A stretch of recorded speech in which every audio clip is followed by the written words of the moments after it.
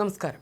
Reporter ടിവിയുടെ സംപ്രേഷണ ലൈസൻസുമായി ബന്ധപ്പെട്ട രേഖകൾ ഹാജരാക്കാൻ കേന്ദ്ര സർക്കാരിനോട് ഹൈക്കോടതി നിർദ്ദേശം. ചാനൽ നിയമവിരുദ്ധമായിട്ടാണ് പ്രവർത്തിക്കുന്നതെന്ന് ആരോപിച്ച് Kitex MD Sabu M Jacob സമർപ്പിച്ച റിട്ട് ഹർജി ഫയലിൽ സ്വീകരിച്ചുകൊണ്ടാണ് കോടതിയുടെ ഉത്തരവ്. ബ്രോഡ്കാസ്റ്റ് ലൈസൻസ് ഇല്ലാതെയാണ് ചാനൽ നിലവിൽ പ്രവർത്തിക്കുന്നതെന്നാണ് ഹർജിയിലെ പ്രധാന വാദം.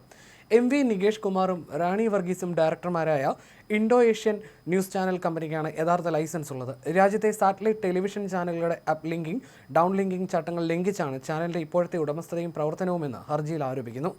കേന്ദ്ര ആഭ്യന്തര മന്ത്രാലയത്തിന്റെ കർശന നടപടികളെ മറികടക്കാൻ അഗസ്റ്റിൻ സഹോദരന്മാർ വളഞ്ഞ വഴി സ്വീകരിച്ചുവെന്നും KJ ജോസിനെ മാനേജിംഗ് ഡയറക്ടറാക്കി റിപ്പോർട്ടർ ബ്രോഡ്കാസ്റ്റിംഗ് കമ്പനി രൂപീകരിച്ചത് 2022 ബ്രോഡ്കാസ്റ്റ് മാർഗ്ഗനിർദ്ദേശങ്ങളുടെ ലംഘനമാണെന്നും ഹർജിയിൽ ചൂണ്ടിക്കാട്ടുന്നു. Reporter broadcasting company MD KJ Jose, director Melby Jose, managing editor Anto Agustin, chairman Roji Agustin, vice chairman Josutty Agustin എന്നിവർക്കും ഇൻഡോ ഏഷ്യൻ ന്യൂസ് ചാനലിനും നികേഷ് കുമാർ, റാണി വർഗീസ് എന്നിവർക്കുമെതിരെയാണ് ഹർജി നൽകിയിരിക്കുന്നത്. ചാനലിന്റെ ഉടമസ്ഥാവകാശമുള്ള അഗസ്റ്റിൻ സഹോദരന്മാർ 2016 മാംഗോഫോൺ സാമ്പത്തിക തട്ടിപ്പ് കേസിലും 2021 വിവാദമായ വയനാട് മുട്ടിൽ മരമുറി കേസിലും ഹർജികളാണെന്ന കാര്യവും ഹർജിയിൽ പ്രത്യേകമായി പരാമർശിച്ചിട്ടുണ്ട്.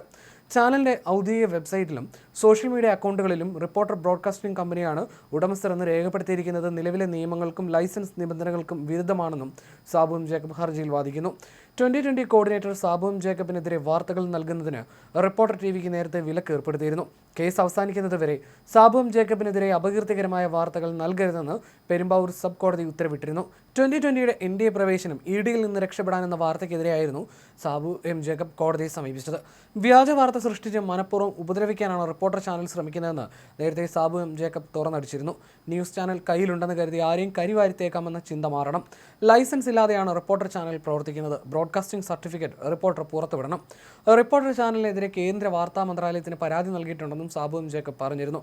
അഗസ്റ്റിൻ സഹോദരന്മാരെ കൂടാതെ ചാനലിലെ ജീവനക്കാരായ Arunkumar, Smruthy Paruthikad, TV Sunil, Jimmy James, TV Prasad, SS Saran, Vineetha Venu, Arjun Mattannur എന്നിവർക്കും Indo Asian news channel private limited കമ്പനിക്കും managing director Nikesh Kumar, director റാണി വർഗീസ് എന്നിങ്ങനെ 16 പേർക്കാണ് നോട്ടീസ് അയച്ചിരിക്കുന്നത്. ഇവർക്കെതിരെ സിവിലായും ക്രിമിനലായും കേസുകൾ ഫയൽ ചെയ്യുന്നതിനൊപ്പം പ്രതികളുടെ വസ്തുവകകൾ അറ്റാച്ച് ചെയ്യുന്നതടക്കമുള്ള നിയമ നടപടികൾ സ്വീകരിക്കുമെന്നും സാബു എം ജേക്കബ് അറിയിച്ചിരുന്നു.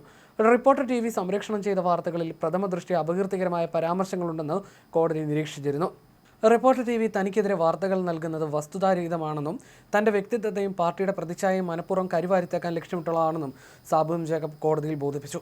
വെറും വിലക്കിന് പുറമെ അപകീർത്തികരമായ വാർത്തകൾ നൽകി ഉപദ്രവിച്ചതിന് 25 കോടി രൂപ നഷ്ടപരിഹാരമായി വേണമെന്നും സാബു എം ജേക്കബ് ഹർജിയിൽ ആവശ്യപ്പെട്ടിരുന്നു.